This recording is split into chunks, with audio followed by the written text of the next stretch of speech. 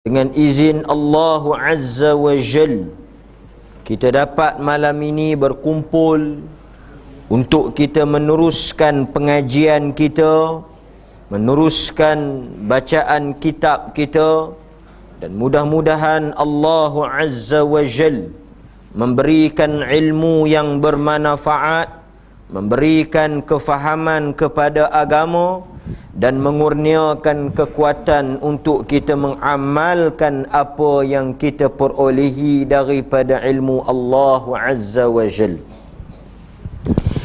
Jadi malam ini tuan-tuan, sebagaimana kebiasaan, kita akan sambung bacaan kitab Fiqh Sunnah. Kitab Fiqh Sunnah. Kita akan sambung kitab Fiqh Sunnah. Bagi siapa yang ada kitab, muka surat yang ke-11, bab berkaitan dengan jenis najis. Jenis yang kedua iaitu darah. Jenis yang kedua iaitu darah.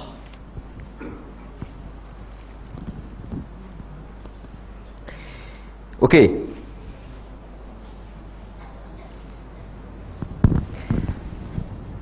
Syekh Sabit, penulis kitab kita ini, dia meletakkan darah sebagai salah satu daripada najis. Maknanya darah ni najis. Bila kita kata darah ni najis, artinya kalau dia terkena pada pakaian ataupun dia terkena di tempat wuduk, maknanya dia tak sah solat lah. Tu satu. Tempat kita nak sembahyang, kan, baju kita. Yang kedua, bila kita kata najis, apakah kesannya? Haram makan. Kau siapa makan najis? Tak ada lah, kan? Najis haram makan, dan dia menghalang kita daripada menunaikan ibadat. Makna bila badan kita ada najis, pakaian kita ada najis, tempat yang kita nak salat ada najis, artinya kita tak boleh nak tunaikan salat, tak boleh nak sembahyang lah. Okey. Tapi kita nak kena faham juga sikit. Bila kita kata najis, dia haram untuk kita makan. Tetapi sebentar nanti, bila kita baca lebih sikit, kita juga akan jumpa benda yang haram makan.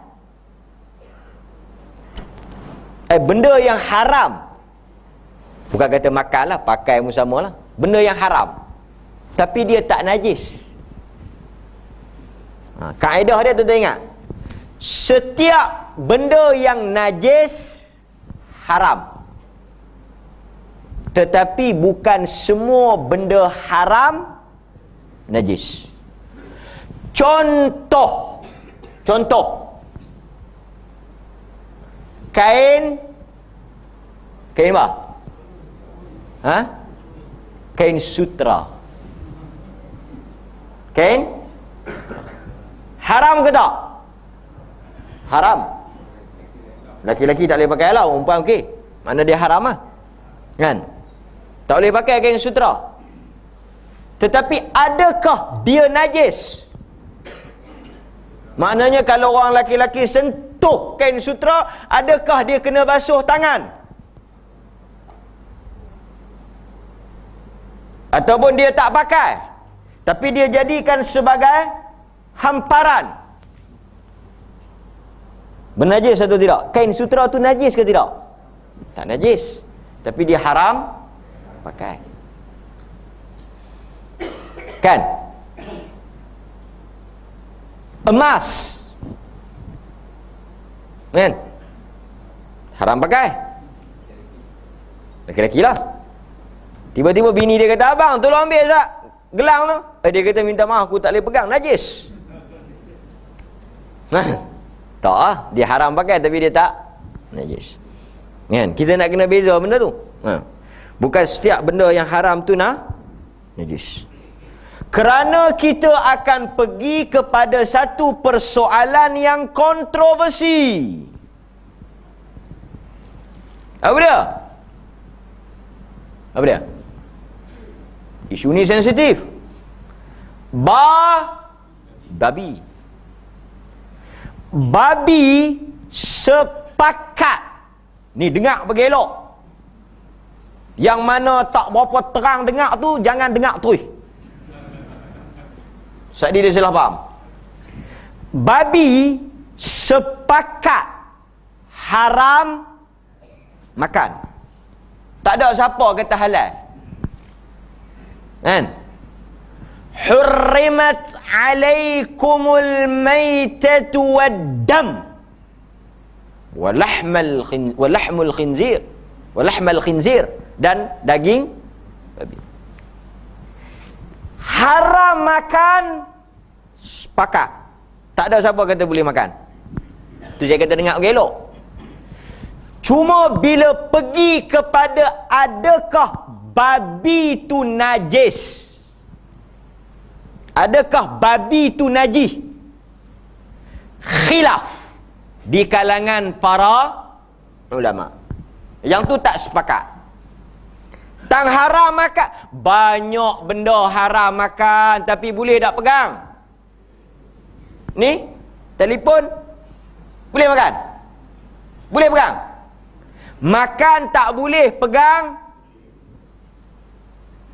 Maka babi ni dia haram makan. Tapi adakah dia najis?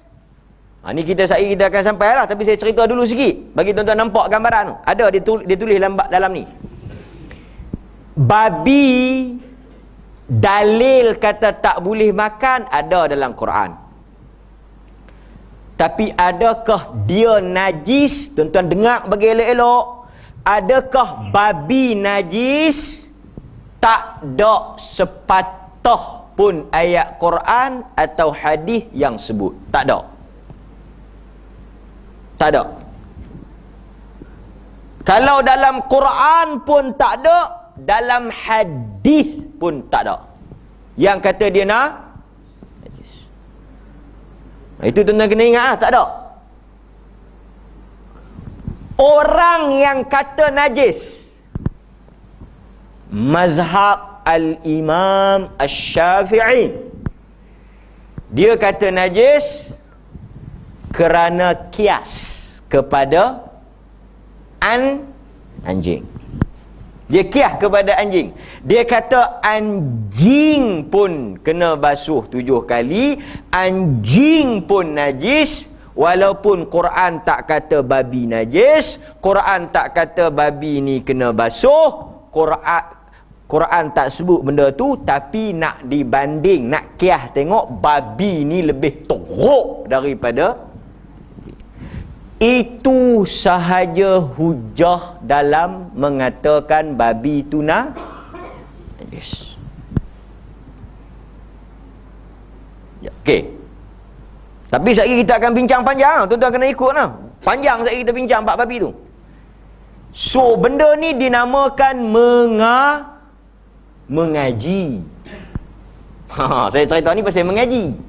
Apa ni? Abang kata babi yang sudah majlis. Kita mazhab Syafi'i lama dah buat. Tak apalah. Tak ada siapa larang. Cuma kita nak habaq dari sudut mengaji.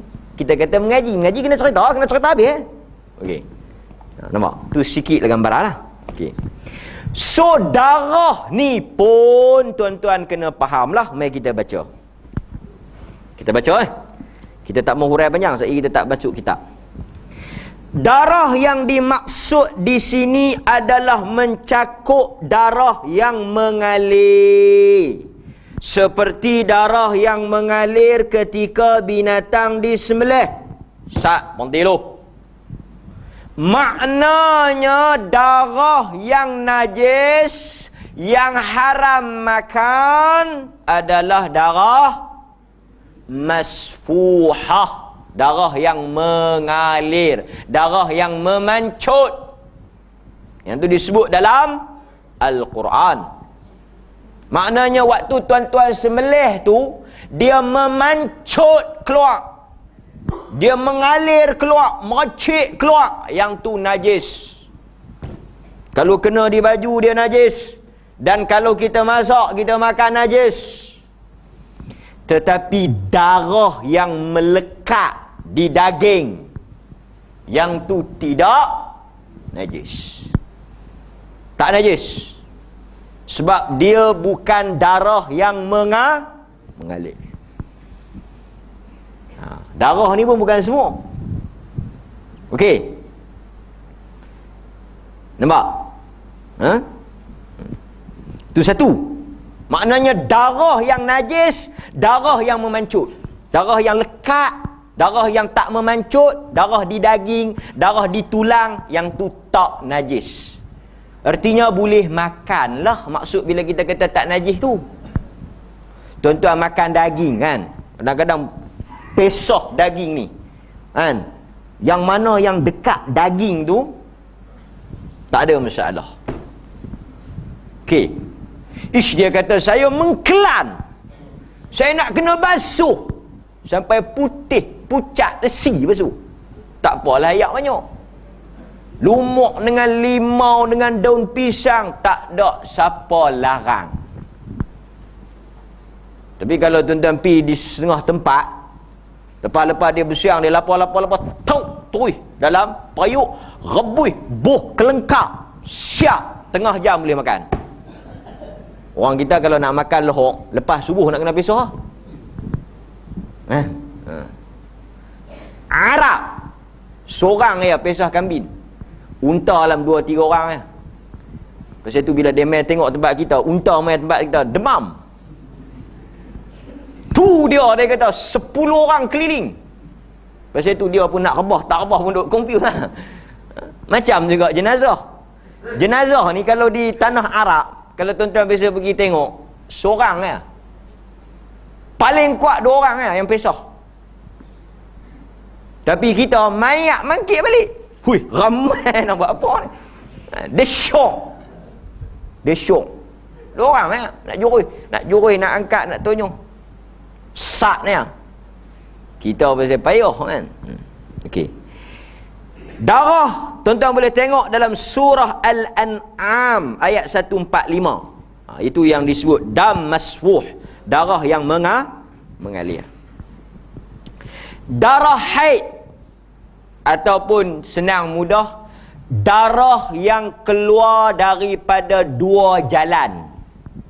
Darah yang keluar daripada jalan depan dengan jalan belakang, sabilain, dianggap najis.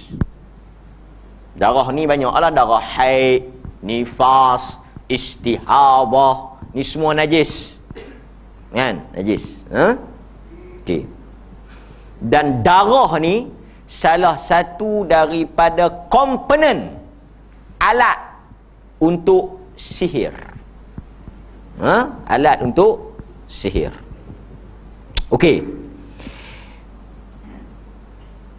Dia kata dalam memaknai kata masfuhan dalam surah Al-An'am ayat 145, Ibnu Juraish berkata, kata masfuh mengandungi arti darah yang mengalir.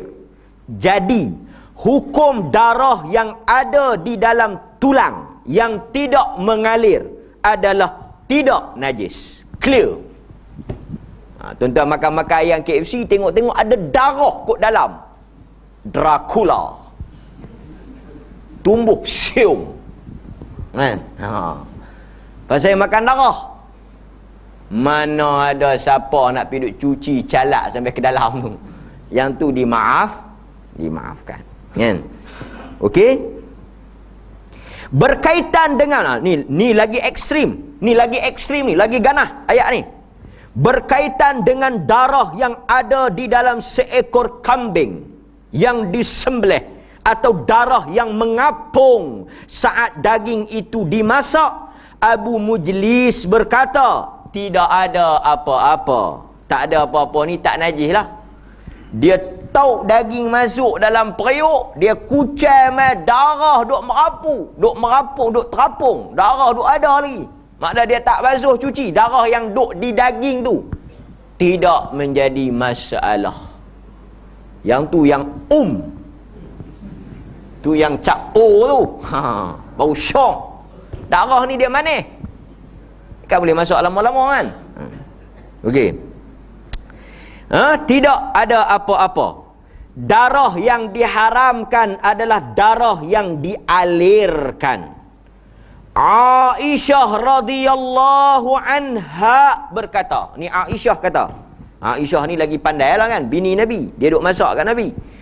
Kami memakan daging sedangkan darah mengambang di atas kuali. Tu dia. Kami duk masak daging tu dalam periuk, darah duk ada lagi. Darah yang tidak mengalir. Ini perkataan Aisyah radhiyallahu anha. Maknanya darah yang tak mengalir tidak dianggap najis. Berikutnya, Hasan berkata, kaum muslimin tetap melakukan salat dalam keadaan luka berdarah. Riwayat yang mengatakan bahawa Umar radhiyallahu anhu melakukan salat sedangkan lukanya terus mengucurkan darah adalah benar. Riwayat ini diriwayatkan oleh Al-Hafidh. Al-Hafidh mana ni? Tuan-tuan ingat, Al-Hafidh merujuk kepada Ibnu Hajar Al-Asqalani. Dia sebut di situ Al-Hafidh kan? Al-Hafidh itu siapa dia? Kita pun tak tahu. Al-Hafidh di situ nama dia adalah Al-Hafidh. Orang yang ada kitab boleh buh di situ. Al-Hafidh Ibn Hajar Al-Asqalani dalam Al-Fath. Al-Fath tu apa? Fathul Bari, kitab dia. Maknanya, okey, apa isu dia di sini? Isu dia, darah ni pun sebenarnya bukan semua ulama kata najis. Khilaf. Maknanya yang kata najis tu darah mengalir. Tapi ada yang lagi ekstrim, dia kata darah ni sebenarnya tak najis. Tak najis. Sebab apa tak najis? Dia bawa dalil-dalil, antaranya ketika mana perang, sahabat Nabi kebanyakannya tercedera dalam perang. Kena panah, kena pedang, kena tetak. Baju mereka kena darah, badan mereka duk berdarah. Mereka tetap salat dalam keadaan pakaian itu berdarah. Kalau kata darah tu najis, tak boleh pakailah. Mesti kena basuh, mesti kena tukar, mesti kena balut. Itu hujah yang pertama. Dan ada peristiwa Sayyidina Umar radhiyallahu anhu ditikam ketika semayang subuh oleh satu orang DJ nama Abu Lu'lu'ah Al-Majusi. Dia ni orang Parsi, menyamar masuk Islam, duk di belakang. Elok Umar angkat takbir, dia tikam dengan pisau cakok tu, terborai perut Sayyidina Umar, sehingga kata anak dia Abdullah bin Umar, bila kami angkat Sayyidina Umar letak atas katil, kami duk pegang usus perut dia. Dan tuan-tuan jangan pelik, ada anak kawan saya aksiden betul-betul depan masjid Padang Lati, bubuh divider tepi tu yang besi tu, terkoyak perut, terkeluar mai usus tu. Usus terkeluar. Pak dia pergi ambil, pegang usus tu. Hidup sampai keluar budak tu.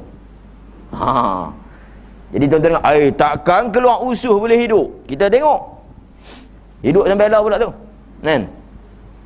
Maknanya kalau terkoyak ni, dia bukan darah sikit-sikit ni, dia darah, memang darah memencur. Dan Sayyidina Umar tetap meneruskan salat tersebut. Tetap meneruskan salat. Sehinggalah darah keluar banyak, dia tak boleh nak tahan, dia collapse, pengsan. Dia orang bawa dia pergi semayang subuh. Kata Abdullah bin Umar, anak dia, bila dia bangun, dia akan tanya, as-sallan nas.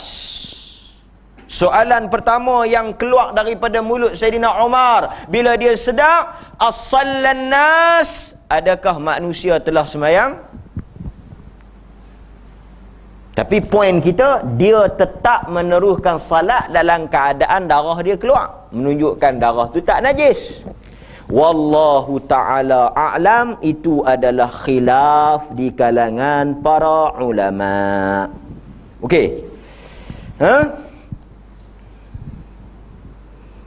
Seterusnya, apa lagi yang dia kata? Jadi yang itu kita khilaf lah, dia nak khilaf. Tapi kita pegang darah ni secara umumnya najis lah. Darah ni secara umumnya, dalil-dalil yang sebut dia adalah najis, walaupun tak dinafikan, ada pandangan yang kata tak najis. Okey. Seterusnya kita sambung. Adapun darah yang keluar daripada tubuh seekor nyamuk atau darah yang merembes dari kutu bangsat, tu dia. Kutu bangsat adalah ma'fu. Ni bahasa Indo ni. Adalah ma'fu. Apa makna ma'fu ni? Okey. Ulama yang kata darah ni najis juga mengecualikan darah-darah yang sikit. Darah-darah yang sikit. Seperti darah jerawat batu.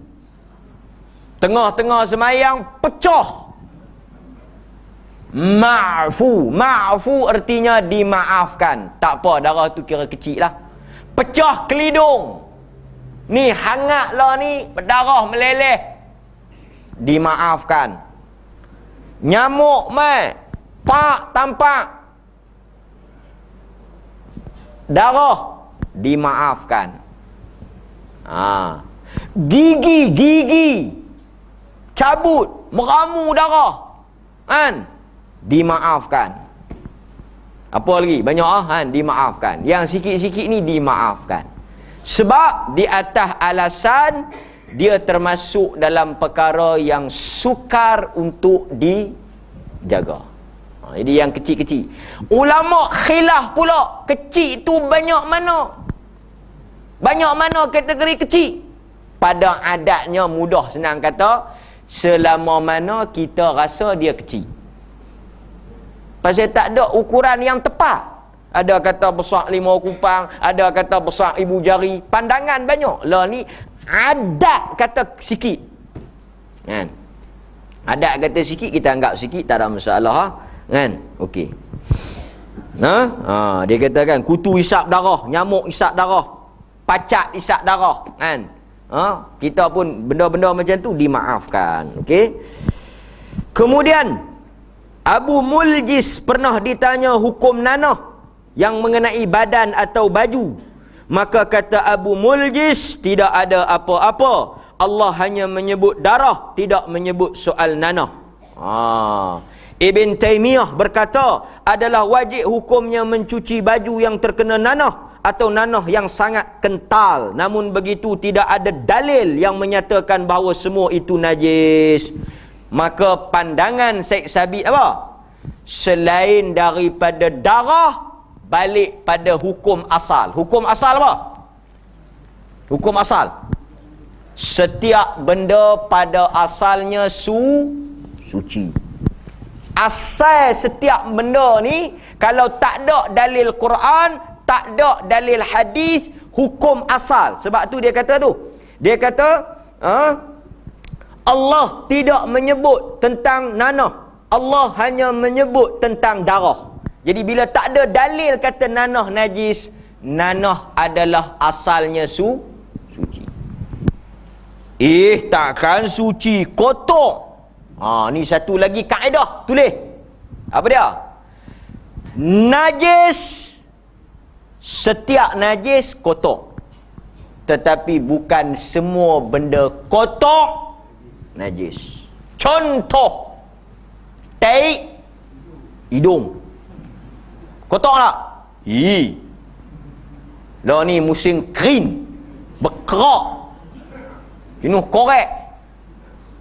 Kan? Kalau pi orang Mekah, pi di Mekah, Madinah, tempat padang pasir, selain daripada tawaf, korek tak hidung. Kotor tak? Tak. Kotor tapi tak najis. Hingui, hijau, kuning, likat, cayak, betali, kan? Hingui, kotor tapi dia tak najis. Tapi janganlah duk nyeh tengah sembahyang. Ni tengah-tengah sembahyang mentang-mentang ngaji tak najis. Kan? Pui. Yang sebelah kembang tengkok. Melugat. Lepas tu dia tengok, dia kata lain kali jangan buat najis. Tak ada dalil kata najis. Jadi benda-benda macam ni kan, kita nak kena. Okey. Jadi yang tu tak najis, termasuklah nanah, kan? Nanah. Sebab apa disebut nanah dengan darah? Kerana nanah ni dia kebiasaan kembang kepada darah lah. Kalau tak tahu, doa pergi kena bisui. Kau tak tahu kan, betul ke darah dengan darah nanah ni kan? Ya Allah, bagilah kena bisui, nak kena darah dan nanah. Seminggu. Okey, nampak? So, habislah cerita bab tu. Balik kepada nombor 3. Jadi darah tu tuan faham isu dia? Darah isu dia, okey. Darah faham? Darah ni khilaf, ada kata najis, ada kata tak. Yang najis pun dia pegang pada yang mengalir. Yang tak mengalir, yang melekat, yang ada pada tulang daging tak dikira najis. Dan kemudian kesimpulan yang kita boleh buat, darah yang dianggap kecil, yang dianggap sukar nak dielakkan, dimaafkan. Dimaafkan. Maknanya kalau ada pun, dia bukan tak najis, tapi dimaafkan. Okey. Yang ketiga, daging babi. Daging babi ni termasuk semualah, kan? Okey. Maknanya babi tu najis. Babi tu najis. Okey. Sebagaimana firman Allah Subhanahu wa taala, Allah berfirman, dalil dia surah Al-An'am ayat 145.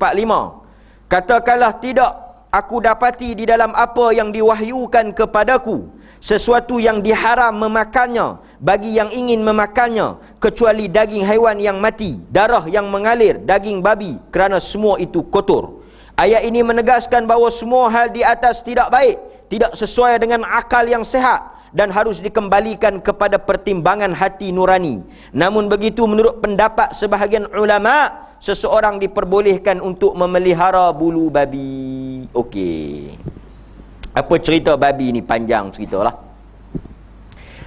Sebagaimana yang kita sedia maklum, mazhab al-Imam Syafi'i rahimahullahu ta'ala mengatakan bahawa babi ni najis. Dan najis yang tahap tertinggi, mughalladhah, iaitu sesuatu yang mesti dibasuh dengan 7 kali basuhan, dan salah satunya dengan air yang bercampur dengan tanah. Tetapi basuhan itu disebut oleh Nabi kepada anjing, bukan kepada babi. Dan hadis itu sahih, duduk dalam sahih Muslim. Idza walagal kal fi ina'i ahadikum, apabila anjing menjilat bekas makanan atau minuman kamu, maka makanan dengan minuman tu kita kena tuang, kena buang. Dia dah jadi najis, dah bercampur dengan air liuk, dah dijilat, tak boleh makan dah, najis. Bekas yang kena air liuk, yang kena jilat itu, falyaghsilhu sab'a marrat ulahunna biturab atau kama qala, maka hendaklah kamu basuh bekas tersebut dengan 7 kali basuhan, salah satu atau satunya yang pertama dengan air tanah. So ini isu anjing. Anjing ni tak ada masalah. Tu pun pening ngaji ni. Pertama, anjing dengan babi. Babi ni mazhab Syafi'i kata najis. Mazhab lain kata tak. Syafi'i dengan Hanbali. Mazhab lain kata tak najis. Maknanya kalau kita pegang pun kita basuh biasa ya. Tapi dia kena, kalau mazhab Syafi'i dia kena basuh 7 kali. Dan tuan-tuan kalau pegang mazhab Syafi'i pun tak ada masalah. Kan? Tak ada masalah. Taklah kata sesat ke. Kan? Tak. Pasal itu salah satu daripada pandangan ulama. Okey, tak ada masalah. Cuma saya nak cerita ni pasal nama dia mengaji. Anjing disebut, babi tak disebut. So ulama yang hurai bab ini dia kata kita tak boleh mengatakan babi itu mesti dibasuh dengan basuhan anjing kerana apa? Tak ada dalil yang menyebut. Dan babi memang wujud zaman bila? 2-3 hari ni baru orang jumpa. Sebelum tu tak ada. Betul ke? Zaman Nabi ada. Kalau ada, kenapa tak disebut? Itu isu dia. Kenapa anjing disebut tapi babi tak disebut? Babi juga ada. Babi ni kita pandai-pandai fikir lah. Oh, okey. Nampak? Babi disebut haram makan. Tetapi anjing ada sebut haram makan. Macam mana dia jadi haram? Ada ayat Quran kata haram. Ayat mana? Dia cerita panjang lah. Tapi kita bukan nak cerita bab tu. Tapi kita nak cerita bagaimana Al-Quran tak silap atau tak lupa. Dia sebut babi haram makan. Tapi dia tak sebut tentang isu dia akan haram makan tak boleh. Kalau tak boleh makan najis lah. Kera boleh makan. Lepas tu kalau pegang kera sama juga. Apa lagi tak boleh makan? Kucing tak boleh makan. Ulat sawah. Ulat. Siapa makan ulat? Pegang ulat sawah lah. Tak boleh juga pakai haram makan aja. So ini khilaf. Anjing najis sebab Nabi sebut. Tapi nak habaq bagi celah-celah hadis sebut tu. Celah-celah tu. Mazhab Maliki masuk kot tengah. Anjing ni tak najis. Maknanya orang mazhab Maliki ni dia tak ada masalah dengan anjing. Dia punya hujah panjang cerita dia.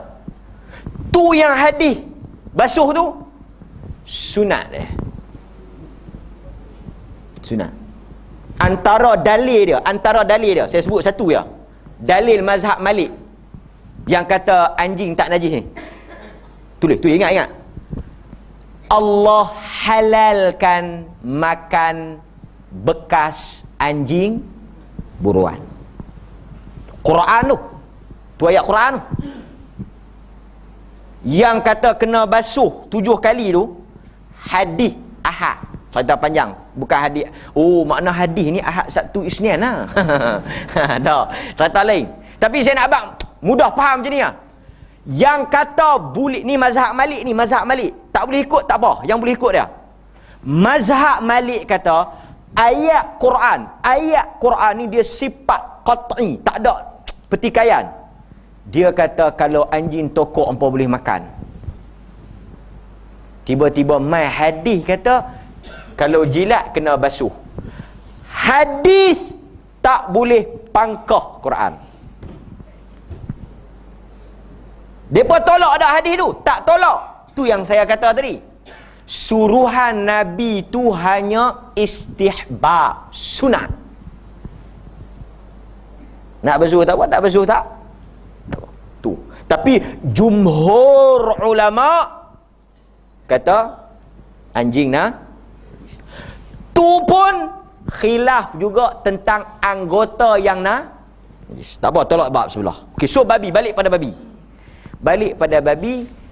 Adakah dia perlu dibasuh macam mana yang kita dengar 7 kali? Mudah untuk tuan-tuan ingat, mazhab Syafi'i yes. Dia kena basuh. Pegang babi kena basuh. Babi pegang kita kena basuh, kita pegang babi pun kena basuh. Pasal babi ni memang teruk, kan? Kita nak maki babi pun kita kata babi, kan? Babi punya babi. Tengok, mana babi ni yang teruk lah, kan? Jadi teruk menatang ni takkanlah nak boleh pegang lah. Okey, tak boleh. Balik pada isu. Sebab dalam hadis Bukhari, kita mengaji, okey. Dalam hadis Bukhari Muslim, an Abi Sa'labah Al-Khushani, daripada Abu Sa'labah Al-Khushani, qal, dia kata, qultu ya Rasulullah. Abu Sa'labah ni pitanya Nabi, dia pitanya Nabi, inna bi ardin qaumin ahlil kitab afana'kulu fi aniyatihim. Abu Sa'labah kata, ya Rasulullah, kami duduk di tempat yang ahli kitab pun duduk sekali. Ni hadis ni tak ada dalam fiqh sunnah, tapi kita bawa sebagai tambahan. Hadis ni tuan-tuan kena tulis riwayat Bukhari Muslim. Riwayat Bukhari Muslim. So dia kata kami duduk dengan ahli kitab, dan ahli kitab, untuk pengetahuan tuan-tuan, makan apa? Makan babi. Makan babi. Tu punca dia tanya tu. Boleh tak afana kulu fi aniyatihim? Boleh tak kami makan daripada bekas pinggan mangkuk periuk belanga depa yang depa gunakan untuk masak babi? Boleh tak? Nabi jawab, la ta'kulun. Tak boleh. Tak boleh makan. Cari lain. Illa an la tajidu ghairaha.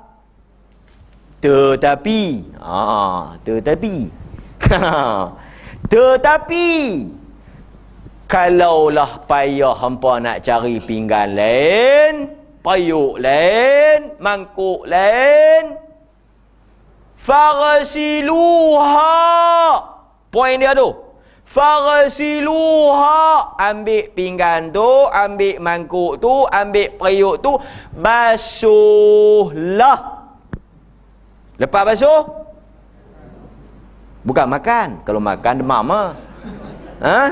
Wa kulu fiha, dan makanlah menggunakan. Agak-agak tuan-tuan, tang mana hujah kita?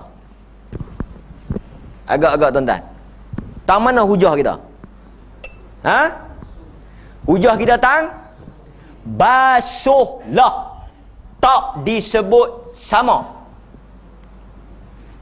Nabi kata ambil ni, katalah mereka masak babi, bekas sampai tomeh babi, kan? Nabi kata ambil, pergi basuh macam biasa. Basuh. Lepas tu hampa masak pula sampai tomeh unta. Kalaulah kena sama, pasal kena babi, mesti Nabi So ulama' yang ambil dalil ni kata apa? Riwayat Bukhari ni dia kata apa? Ini menunjukkan bahawa daging babi itu tidak najis. Dibasuh seperti mana basuhan benda, termasuklah apa? Arak. Dia pun mesti minum arak, basuhlah juga.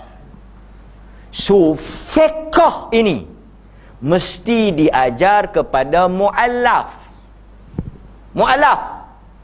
yang baru convert masuk Islam, balik pergi rumah pak mak depa, caya nun alif, takkanlah nak bawa pinggan mangkuk. Tu dia macam nak pergi piknik tu, bawa mat, kan? So depa boleh, cuma depa basuh lah, kan? Okey. So ini isu babi. Tetapi saya terang ni dari sudut khilaf pandangan, adakah dia najis ataupun tidak. Bukanlah suruh tuan-tuan pi bergomoi. Esok pi tangkap sekok pekumul. Tangkap gambar. Pasal apa? Pasal tak najis. Tak, kita nak bagi taunya pandangan ulama. Pandangan ulama. Kalau katalah tuan-tuan mungkin terlanggar, terkena, kan? Adakah tuan-tuan perlu sama? Tengok pada pegangan pandangan tuan-tuan. Pandangan yang tuan-tuan rasa kuat.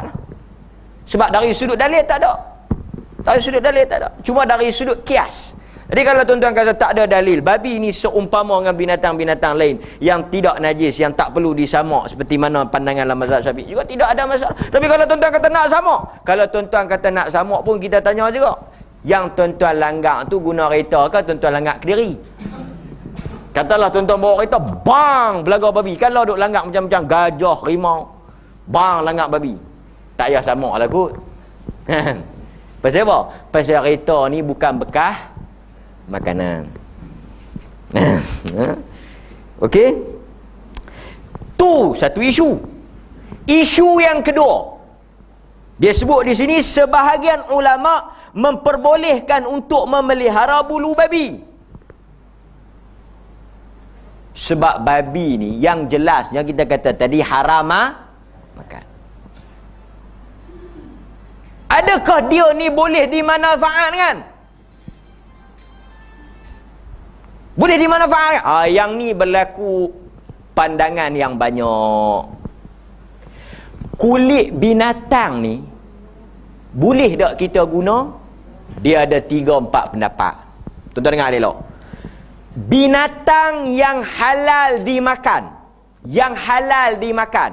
seperti lembu, kebau, kalau depa mati halal dimakan, tak kira lah mati sembelih ke, mati langgak ke, mati langgak jadi bangkai ke, yang ni tak ada ulama kata ada masalah.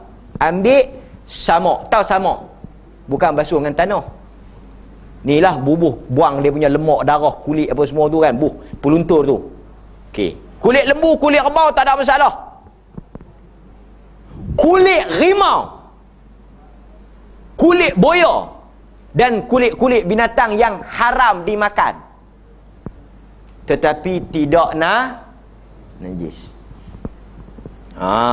Yang halal dimakan tak ada masalah lah. Makan pun halal, kulit dia pun halal lah, walaupun dia jadi bangkai sekalipun. Macamlah hadis yang kita baca tadi tu, hadis yang awal-awal di awal kitab tu, hadis yang orang bagi hadiah pada salah seorang isteri Nabi, kemudian kambing tu mati, kemudian Nabi tanya, takkah hampa mau guna kulit dia? Sahabat kata dia bangkai. Bangkai tu bak makan, kulit tak ada masalah. Nabi yang jawab. So kulit tak ada masalah. Pi pada kulit rimau, kulit boya, memang haram dimakan, tapi binatang-binatang tu tak najis, pun tak ada masalah. Sama okey. Cuma masalahnya pada binatang najis. Binatang yang dianggap najis lah. Binatang yang dianggap najis ni babi ya. Babi dengan anjing ya. Ada satu gambar orang hantar tadi, kan, kambing isap susu anjing. Kambing menyusu dengan mak anjing. Ni pun kita nak tanya di hujung soalan. Boleh tak boleh? Kan? Boleh tak boleh guna kulit ni? So, mazhab yang kata binatang tu najis, tak boleh. Tak boleh. Maknanya kalau kita buat baju, buat kasut, artinya kita menyentuh atau memakai najis. Tak boleh. Tapi tak boleh dinafikan juga. Sebahagian ulama, awak yang banyak sangat ni, nak buat macam mana kan? Kita kena cerita, tak boleh nak mudah kita sembunyi kan? Habaq yang mudah, habaq boleh tak boleh? Tak boleh. Kita cerita. Sebahagian ulama kata boleh, walaupun dia najis, walaupun dia najis. Kalaulah kita pegang dia najis sekalipun, haram makan tu sahih dah. Kalau kita pegang najis sekalipun, ada hadis riwayat Bukhari yang sebut apa? Ayyuma ihabin dubira faqad tahura. Nabi kata mana-mana kulit,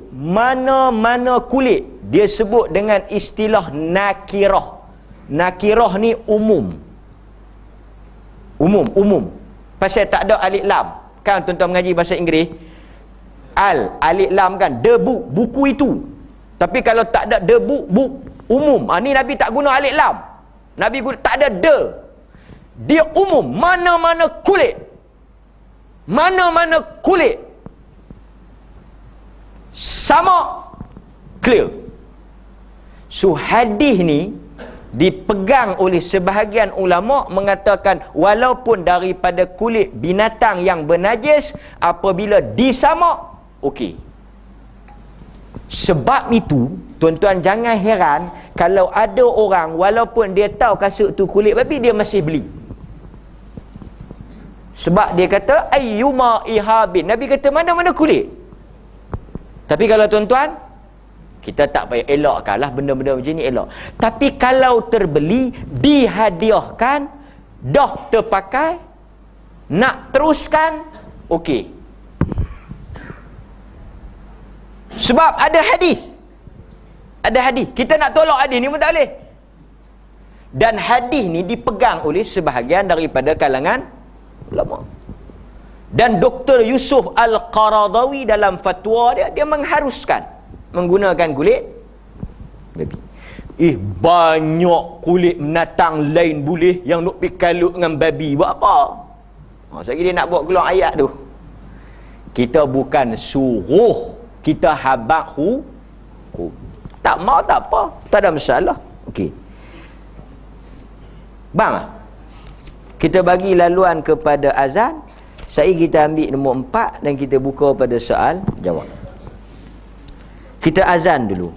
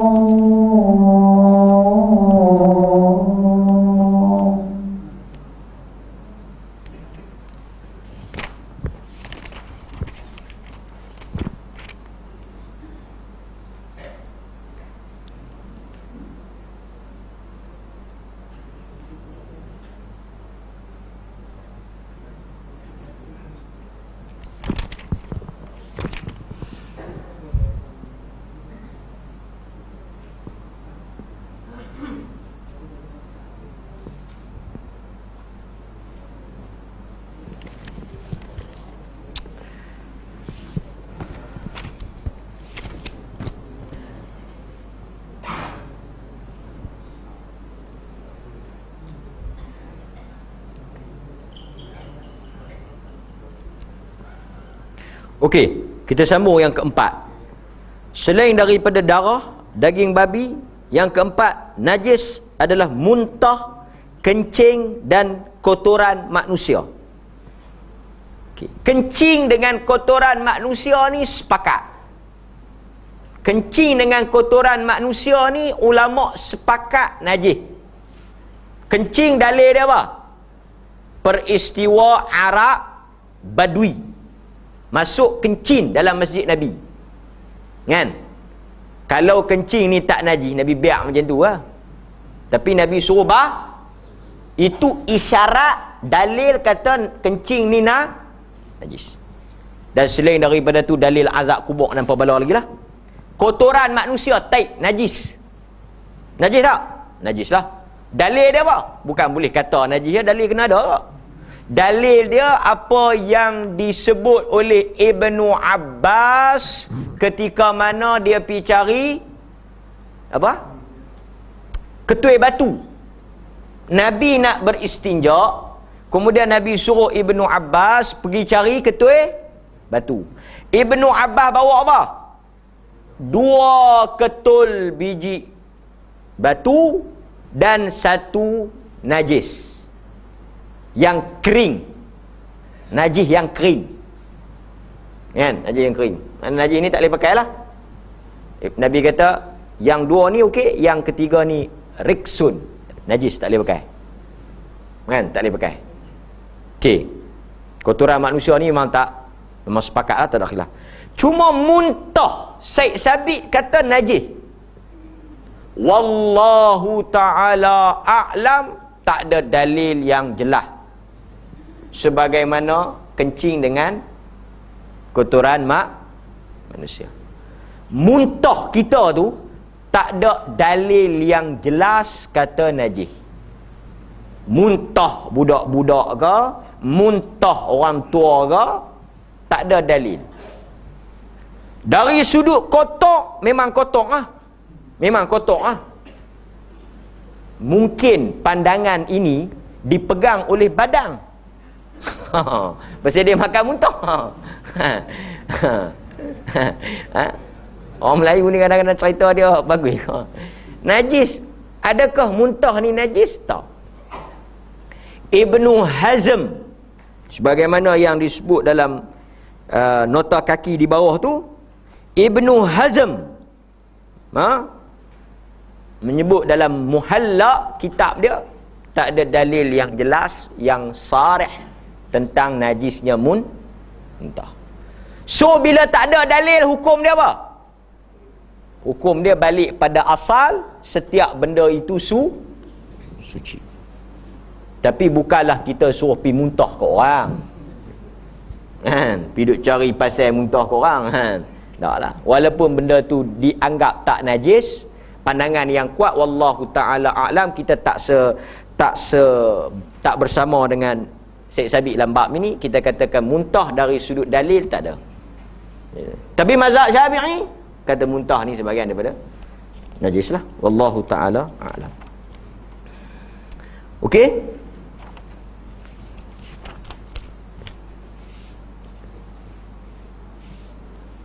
Cuma kita perhabis sikit muka surat 12 tu, dia ada sikit tambahan. Syekh Sabiq bawa.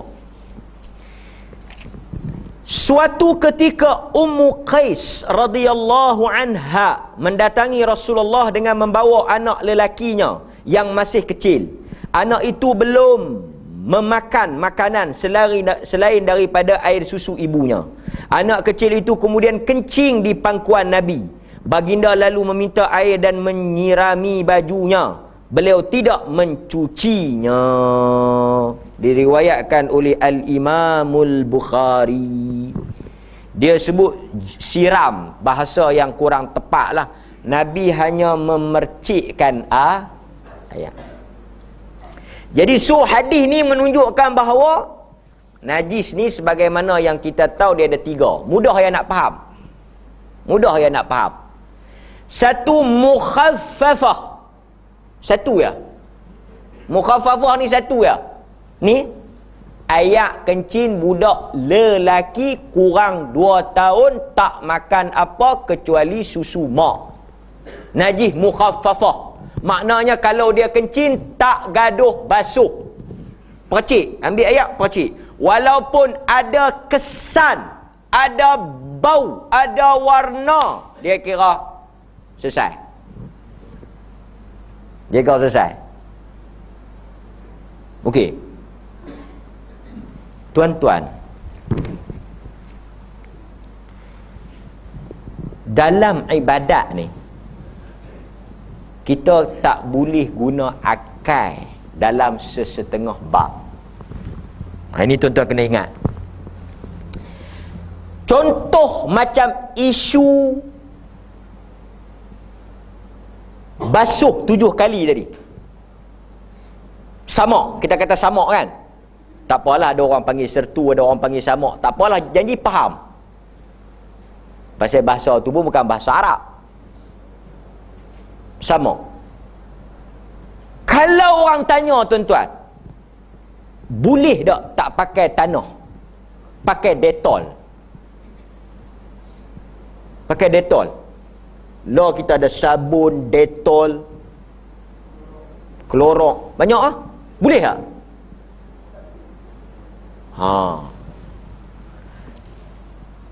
Majoriti ulama kata tak boleh.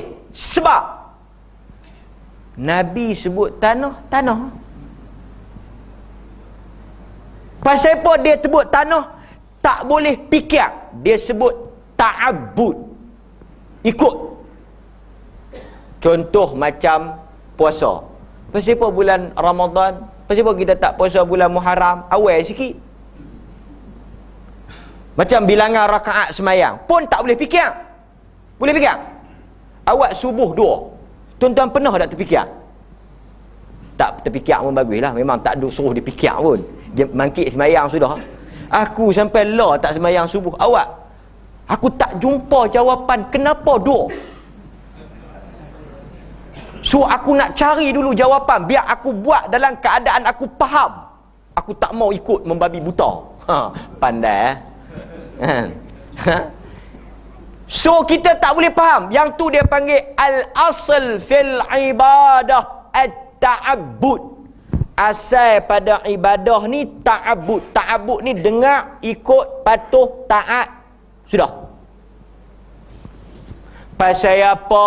Pernah tak orang perempuan fikir? Saya nak tanya orang perempuan ni. Orang perempuan yang belakang-belakang ni. Pernah tak tuan-tuan perempuan fikir, awak kalau haid, puasa kena ganti, semayang tak gaduh. Pernah tak fikir?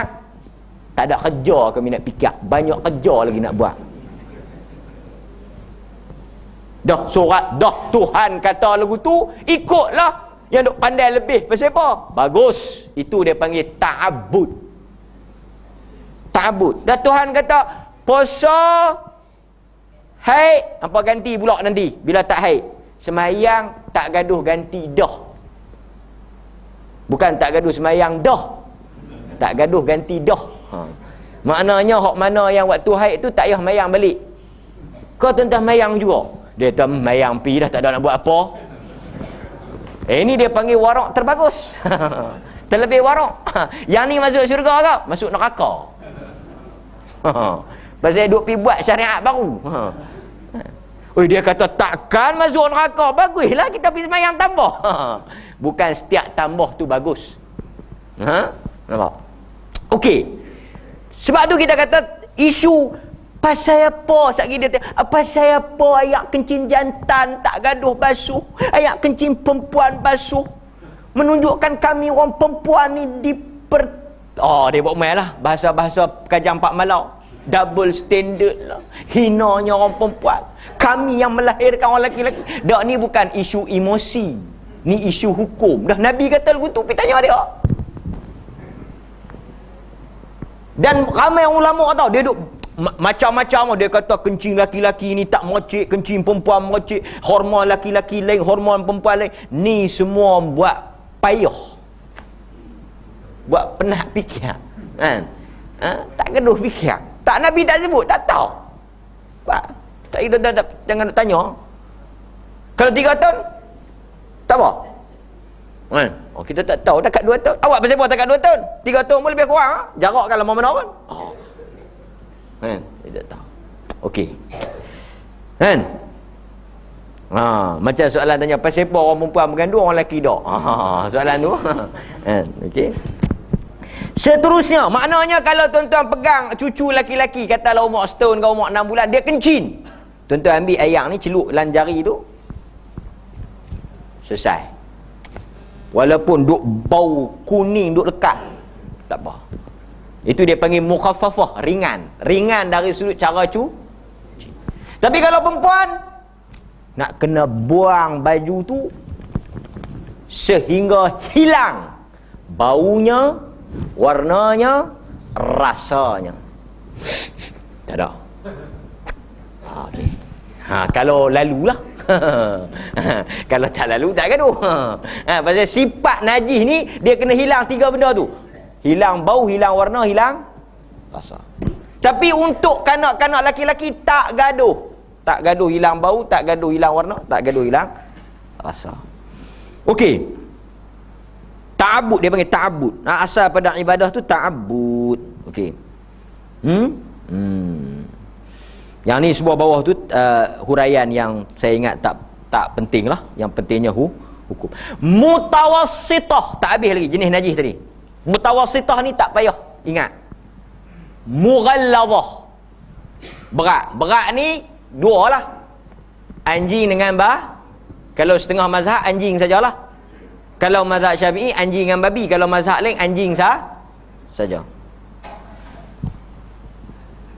Selain daripada kencing budak laki-laki umur 2 tahun kurang pada tu, selain daripada babi dengan anjing, maka setiap najis yang kita bincang tadi darah apa kebala tu dia masuk dalam mutawassitah. Macam mana nak cuci mutawassitah? Nak cuci mukhaffafah, percik. Nak cuci mughallazah, sama. Nak cuci mutawassitah, basuh macam biasa. Very clear. Wallahu ta'ala a'lam. Nombor 5, nombor 6, nombor 7, nanti sampai pada giliran yang berikutnya, masa yang akan datang. So kita buka soalan. Ini 21, 22.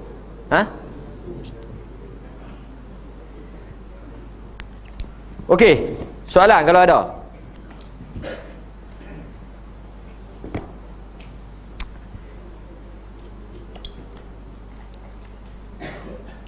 Boleh tadi makan kambing tu?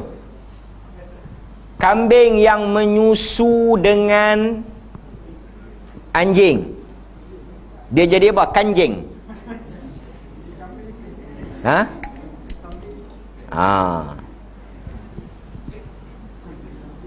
Binatang yang halal dimakan, sekiranya dia makan benda yang bernajis, tak berubah sifat kebinatangan tu, maka dihukum pada hukum binatang. Katakanlah keli bagi makan babi, babi mampus tauk dalam kolam keli, pum, cerah, keli makan. Ataupun babi lari, babi kan, babi ni kalau tuan-tuan, babi saja malam ni, kalau tuan-tuan perhati, betul tak betul saya tak tahulah, tapi ni pun riwayat daripada cerita orang lah, tapi perawi-perawi saya cek semua okey. Dia tak boleh kepak kepala, dia tak boleh, dia straight. So orang kata kalau babi mai tu dia gila babi, membabi buta. Kalau dia mai, tuan-tuan jangan lari, itu kerja bodoh. Tuan-tuan hanya bergerak sikit lah, sebab dia tak boleh, dia tak boleh kono, dia mesti so tuan-tuan, dia straight bang, dia bagi kena pokok harum manis, mampus tang tu. Kita pula pegang mazhab Syafi'i, najis mughallazah tak boleh sentuh, biar mopuk tang tu. So dia mopuk menyerap, jerak masuk dalam pokok pelam harum manis. Yang tu kena jual RM60 sekilo. Pasal baja mughallazah. Ataupun mereka duk bincang, ada soalan kita ingat, tak ada, ada pokok yang tumbuh di tanah kubur tu, semua hak mati-mati tu jerak masuk, roh-roh tu masuk habis dalam tu. So ataupun binatang, ayam pi patut taik ke apa ke kan, sebab ada ustaz jual ayam herba. Dia kata ayam lain tak boleh makan, hanya ayam ustaz saja boleh makan. Apa kelebihan ayam ustaz? Ayam lain kita bukan tahu dia patut apa, mungkin dia pergi makan benda-benda haram lain. Tu dia, ayam pun ada halal haram, dia patut taik ke apa, tapi ayam saya dikawal, dipelihara, makan semua halalan thayyibah. Kena kat dia. So benda-benda macam ni tuan-tuan, kita pegang pada hukum binatang tersebut. Melenglah kalau tuan-tuan bersiang-bersiang ayam, belah-belah ayam, tu dia daging babi, ada 3 titik. Wui, ayam ni lain doh ni, dia jadi babi. Itu tak boleh ya. Tapi kita pegang pada hukum asal. Kerana kata para ulama, apabila dia makan, sebahagian ulama suruh kurung, ada sebahagian ulama kata kurung dulu 3-4 hari nak bagi keluar dia punya tu. Tapi wallahu ta'ala a'lam, apa yang dia makan memang tak jadi seperti mana yang dia makan lah. Kan? Macam tuan-tuan bila makan daging lembu, adakah jadi lembu? Jadi lembu. Orang Langkawi banyak jadi kebau pasal makan kebau. Oh, tak kebau. Pasal ada orang ni, anak-anak kita yang minum susu lembu tu berapa banyak jadi lembu. Maka dia tak jadi berlembu, kan? Nampak? Jadi tak perlulah kita nak. Pasal benda ni menyusahkan, menyusah. Jadi kalau dia macam saya kata harum manis tadi, Adakah dia ada bau-bau campur-campur? Tak ada. Maka tak ada masalah. Kan? Kalau nak ikut kita pergi bubur baja tek ayam, tek lembu tu semua najis. Rasa apa? Rasa apa? Pelam tu rasa apa? Rasa tek lembu ke? Tak ada. Maka tak ada masalah lah. Okey? Wallahu ta'ala a'lam. Okey.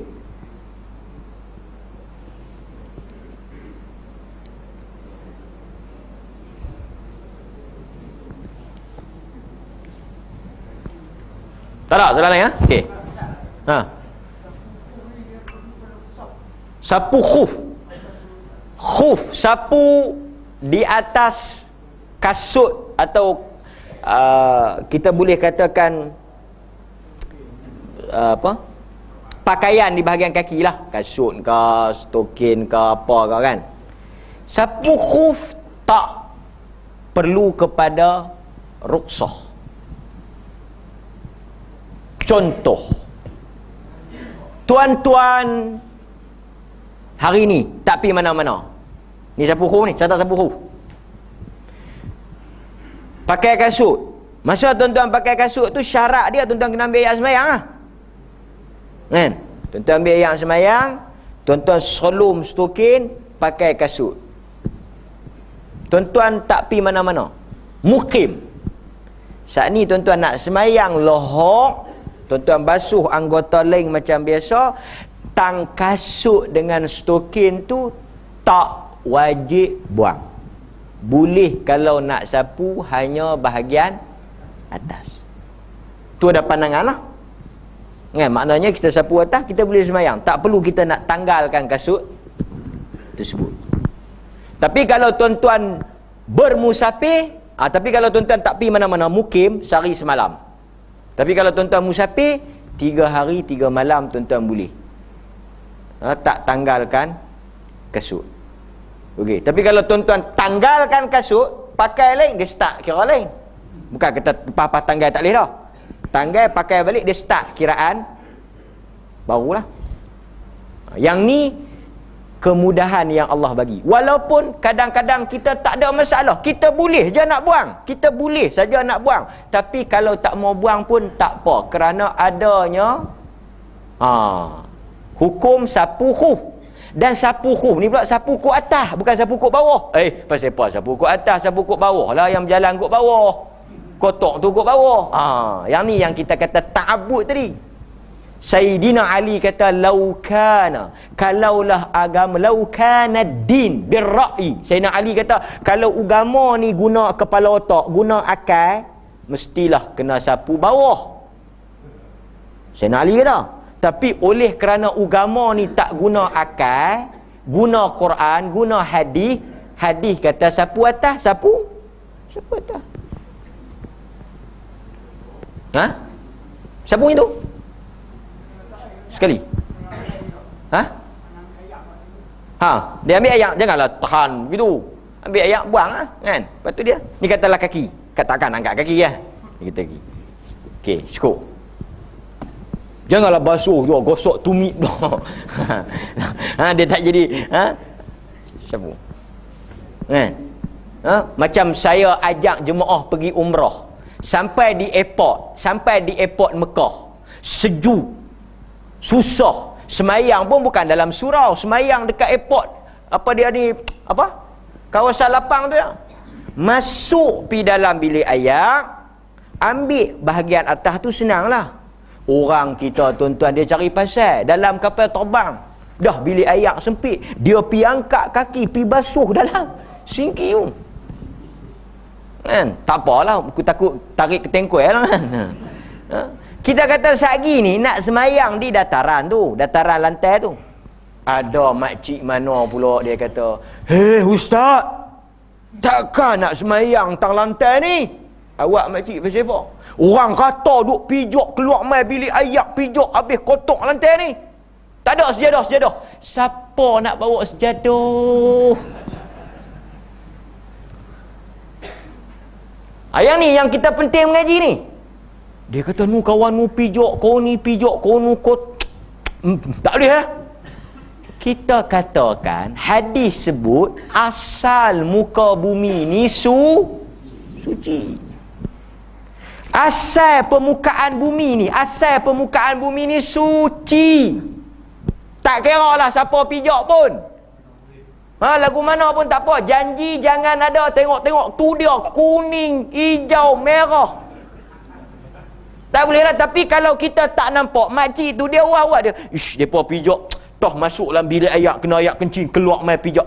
Yang ni agama panggil syak. Syak tak pakai. Dia kena pakai yakin. Yakin dia apa? Nampak tak makcik? Makcik tak nampak. Tapi tak kalau kot tak ada.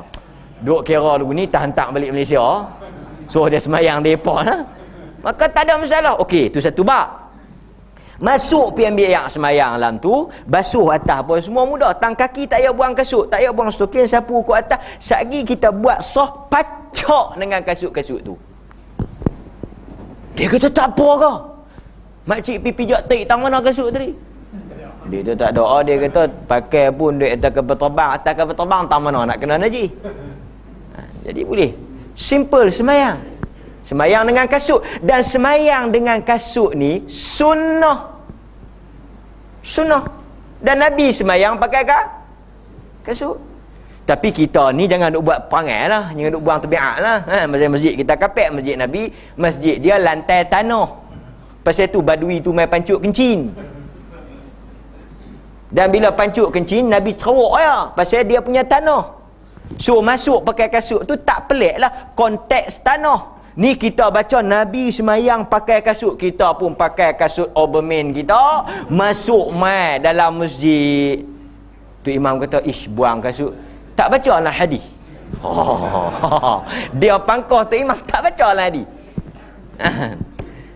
Kita kena baca juga dalam konteks zaman masjid Nabi tu. Okey. Kan? Cukup lah esok mereka nak pergi kerja pula ni. Okey. Wassallallahu ala nabiyyina Muhammad. Wassalamualaikum warahmatullahi wabarakatuh. Wassalamualaikum. Minta maaf pada tuan-tuan. Terima kasih yang hadir pada malam ni.